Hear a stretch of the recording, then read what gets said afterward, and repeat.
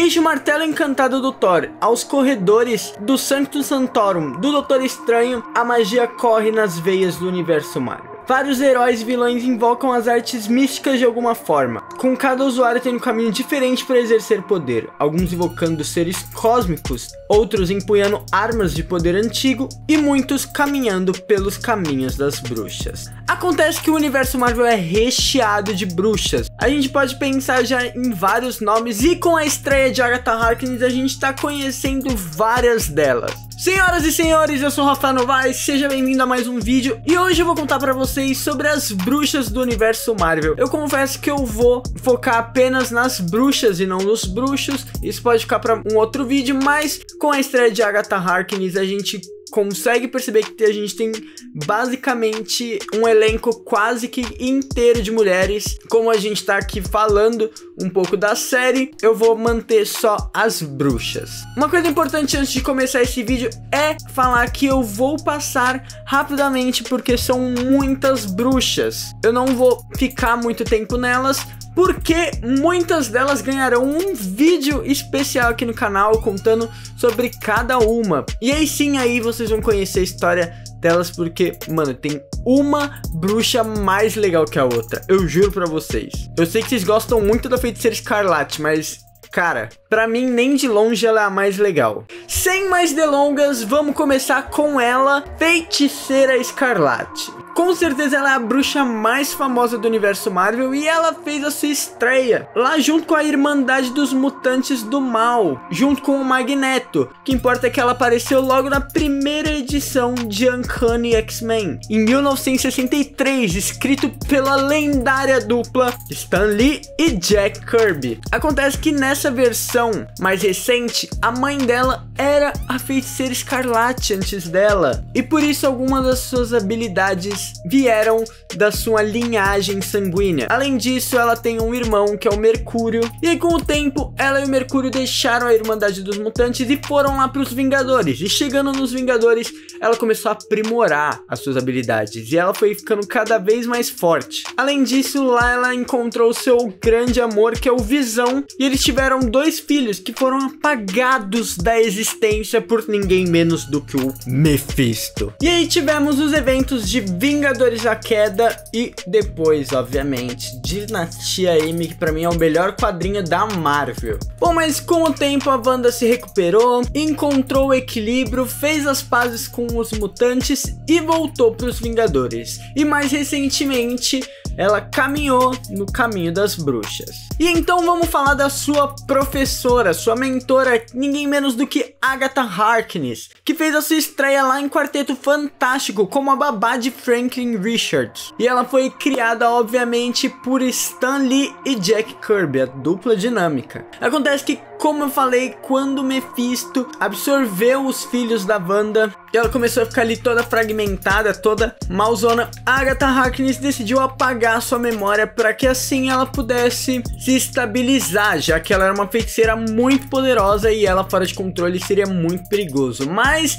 a Wanda conseguiu recuperar as memórias, descobriu que a Agatha fez isso e ela simplesmente assassinou a Agatha. Só que a Agatha Harkness é a Agatha Harkness e ela simplesmente voltou na forma de espírito, onde ela continuou guiando a Wanda. E aí um pouquinho mais pra frente, a mãe da Feiticeira Escarlate se chamava Natália Maximov, também era uma Feiticeira Escarlate. E durante o caminho das bruxas, ela acabou revivendo a Agatha, que depois foi ser professora lá na Strange Academy, que é uma escola para jovens mágicos. E aí ela acabou sendo rejuvenescida e ainda criou um Darkhold na forma de uma criança. Pois é, a Agatha é uma das bruxas mais fortes aqui da nossa lista, não é à toa que ela sobreviveu por 13 mil anos. E agora que a gente já falou das duas principais, vamos falar de Jennifer Cale, que tá lá na série da Agatha Harkness, e ela estreou na Adventure into Fear em 1970, e ela é muito próxima do Homem-Coisa, usando a sua magia Atlante para ajudar a criatura a proteger a realidade diversas vezes. Inclusive ela foi muito importante, porque além dela ajudar alguns heróis como o Motoqueiro Fantasma, ela frequentemente ajuda os heróis sobrenaturais em alguns grupos como a Legião da Noite e as Bruxas do Doutor Estranho.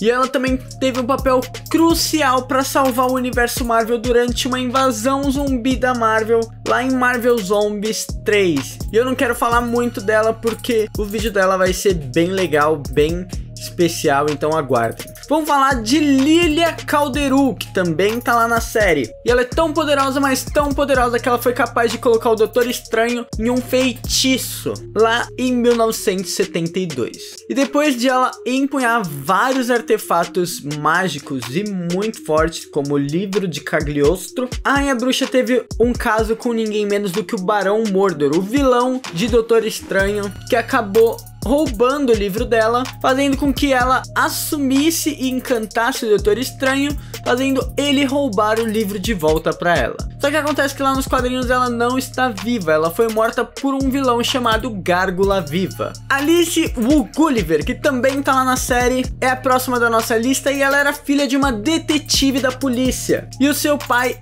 era August Wu, o protetor místico de Hong Kong. E aí depois que um demônio matou a sua mãe, ela acabou herdando os poderes místicos dela. E a Alice é muito interessante porque ela consegue misturar sua magia com o seu trabalho policial, tendo duas armas mágicas, e ela fez a sua estreia lá em Doutor Estranho de 2016. Ela é bem mais recente. Inclusive, ela é uma anti-heroína, não se importando de matar os vilões. Morgana Le Fay, pois é, vinda lá das lendas do Rei Arthur e a Távola Redonda. Ela estreou no universo Marvel em 1955, na edição de Cavaleiro Negro. Ela estudou com o Merlin e tem experiência em várias disciplinas místicas, incluindo fadas e até mesmo magia celta. Ela já namorou o Doutor Destino e foi a vilã de alguns heróis como os próprios Vingadores e a Mulher-Aranha. Ela também já tentou puxar Atlântida da superfície do oceano, e também desde que ela traiu o Doutor Destino, ela concentrou seus esforços no Capitão Britânia e nos heróis mutantes de Excalibur.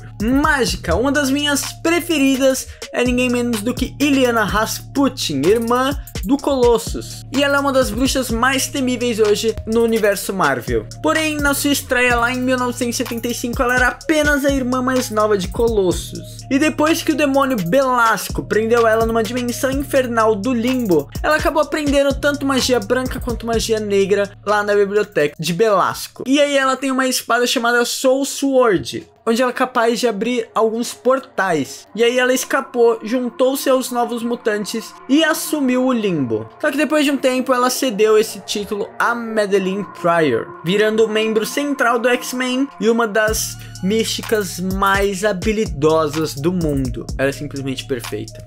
Eu amo a mágica. Eu só não amo mais do que o like que você vai dar nesse vídeo. Não custa nada, você ajuda muito o canal. E aproveita que você já desceu, já deu o seu like rapidinho e se inscreve. Assim você não perde mais nenhum vídeo. Eu tenho certeza que eu não vou te decepcionar, porque os próximos vídeos vão ser maravilhosos. Tão maravilhoso quanto a Topázio, que é uma maga poderosíssima. Ela passou seus primeiros anos com Jack Russell e ela faz parte do micro-universo de Werewolf by Night. E ela ajudou o lobisomem a, basicamente, acalmar sua fera interior, fazendo sua primeira aparição lá em Werewolf by Night em 1972. E entre as suas habilidades, ela tem poderes telepáticos. A Topázio é forte o suficiente para enfrentar até mesmo o Drácula e o Mephisto. Ela estudou junto com o Doutor Estranho e se juntou ao Coven As Bruxas, lutando contra ameaças sobrenaturais nos quadrinhos Witches. Sim, existem uns quadrinhos do Coven As Bruxas que foi lá criado pelo Doutor Estranho, que inclusive é mais ou menos recente, tendo uns 20 anos de publicação, lá em 2004. Essa próxima eu gosto muito, é a Satana Hellstrom. Sendo irmã de Daemon Hellstrom, a Satana usa seus poderes místicos e infernais para ajudar a caçar os heróis da Marvel desde quando ela estreou em Vampire Tales em 1973. Depois que ela salvou o Doutor Estranho, ela era a última peça que faltava no seu Coven. ajudando inclusive a enfrentar o seu pai demoníaco. E uma curiosidade é que ela já foi casada com o Deadpool. Pois é, ela casou com ele, mas eles acabaram se separando, porque é o Deadpool, e acabou se juntando aos Thunderbolts e se unindo a alguns heróis como, por exemplo, o Blade e o Motoqueiro Fantasma. E atualmente ela é dona de uma boate chamada Second Circle, que acolhe humanos e entidades sobrenaturais. Saturnina, eu adoro essa personagem, apesar de eu saber muito pouco sobre ela. Seu nome é Opala Luna Saturnina, e ela é comandante da corporação Capitão Britânia e uma das principais líderes do multiverso. Olha como ela é poderosa. Ela é basicamente a bruxa branca. Ela tem magia de distorção da realidade e acesso à tecnologia infinita. A Saturnina mantém a ordem universo, sendo considerada a majestade multiversal. E para salvar um reino místico, recentemente ela organizou o torneio onde os X-Men e os mutantes perdidos de Arakko tiveram que se enfrentar. Nico Minoru, essa também é muito legal porque após descobrir que seus pais eram secretamente parte de uma conspiração vilã, ela e seus amigos fugiram de casa lá em Fugitivos, de 2003. E como seus pais, ela usa magia de sangue para invocar um cajado, que pode ser lançado qualquer feitiço mágico, mas apenas uma vez. Após assumir o nome de Irmã Green, ela estudou magia com a sua bisavó e ela acabou continuando seus estudos com a Satana Hellstrom. E atualmente ela é uma das professoras da Strange Academy. A Margali Zardos é a próxima da nossa lista. E depois que a Mística perdeu o seu filho pequeno Noturno, a feiticeira adotou o jovem mutante lá em X-Men Anual de 1970. E basicamente a Margali oscila entre o bem e o mal, onde algumas vezes ela ficou contra o Noturno. E para aumentar os seus poderes, recentemente ela lançou um feitiço que transformou o Noturno em uma besta irracional e transformou a sua esperança em uma arma chamada Hope Sword. Porém, ela é uma mística que deve a muita gente e recentemente ela teve seus poderes absorvidos por uma entidade que eu só sei o nome dela em inglês, mas eu acho que traduzindo fica algo como Mãe Justa. Mas a coisa não para aí porque ela teve uma filha chamada Amanda Sefton, que fez a sua estreia lá em Uncanny X-Men 1963. Originalmente o seu nome era Jimaine Zardos, mas ela cresceu junto com o Noturno e eles acabaram ficando juntos quando adulto. Ela acabou ajudando o Noturno em algumas missões com os X-Men e acabou se juntando ao grupo Excalibur. Ela chegou a governar brevemente o Limbo, mas recentemente ela acabou se sacrificando para salvar a vida do Noturno e fechar um portal entre a Terra e a vida após a morte. Agora vamos para a mãe de um personagem muito importante da Marvel, Cynthia Von Doom, a mãe do Doutor Destino. Ela é uma bruxa habilidosa que estreou lá em Astonishing Tales em 1970 e ela vivia na Lativéria, mas para punir o barão lativeriano que perseguia o seu povo, Cynthia fez um acordo com o Mephisto, fazendo ela se fortalecer, mas acabou que em algum momento ela usou seu poder e acabou matando algumas crianças. Pois é, crianças. E a partir daí ela renunciou dos seus poderes, fazendo com que Mephisto tomasse a sua alma após a morte. O Doutor Destino por muito tempo tentou sem sucesso recuperar a alma da sua mãe para poder enviá-la para uma vida melhor após a morte, e ele até contou com a ajuda do Doutor Estranho, e aí sim eles conseguiram. E por último, Lore. Ela veio de um universo alternativo criado através de necromancia e magia da morte. Ela é simplesmente a Wanda Maximoff desse universo. E recentemente nos quadrinhos ela mostra o que a Feiticeira Escarlate pode virar através dos poderes sombrios do Darkhold. Ela viajava através de várias dimensões, matando seres Nexus e absorvendo seus poderes místicos. Ela acabou enfrentando a Wanda pela primeira vez lá em 1994, quando ela tentou invocar os espíritos das suas vítimas com que Wanda libertasse eles e conseguisse derrotar sua contraparte sombria. Porém, a Wanda recentemente esteve na vida após a morte e ela reencontrou a sua antiga adversária esse ano 2024 nos mais recentes quadrinhos da Feiticeira Escarlate. E aí agora a Lore, ela simplesmente governa o submundo das bruxas, usando alegremente seu poder para bloquear o caminho de volta à Terra dos Vivos. Eu provavelmente vou falar um pouquinho mais sobre ela quando a gente for falar sobre os caminhos das bruxas, que é um vídeo que já está em produção, então não se esqueça de clicar aqui para se inscrever aqui embaixo. Eu vou deixar vários dos quadrinhos que eu citei aqui num link aqui nos comentários, e se você tiver interesse em comprar e ler,